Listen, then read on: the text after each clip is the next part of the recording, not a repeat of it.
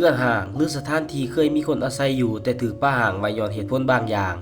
สภาพเพื่อนแตกผุพังพร้อมประตูทุกบ้านถูกปิดไว้เป็นเวลาหลายปีบรรยากาศลมพัดผ่านบ่ว่าจะกลางคืนหรือเว้นล้วนเฮ็ดให้คนสัญจรไปมาเกิดความหวาดระแวงบ่น้อยก็หลาย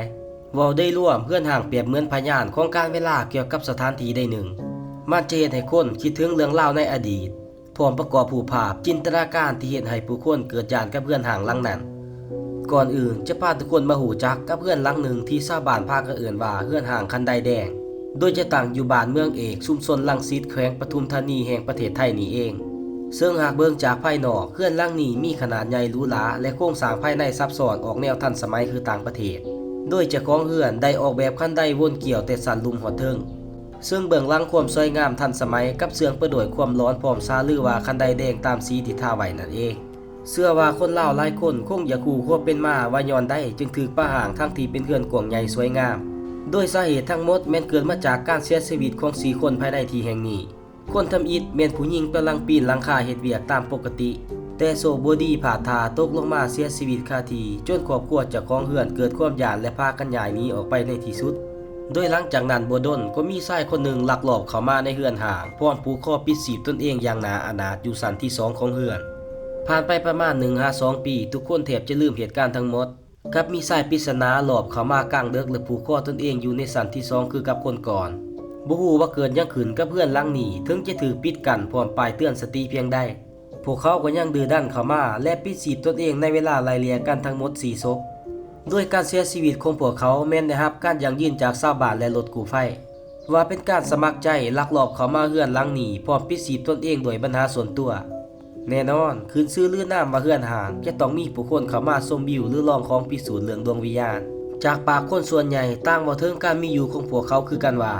ในยามวิกาลคืนวันศีลมักจะพบเห็นหญิงสาวที่เสียชีวิตย่างไปมาอยู่สันซองพร้อมแนมลงมาผ่านปองเอี่ยมให้คนยืนอยู่ลุมเห็นลาวในสภาพนุ่งสูทสีขาวอาบเลือด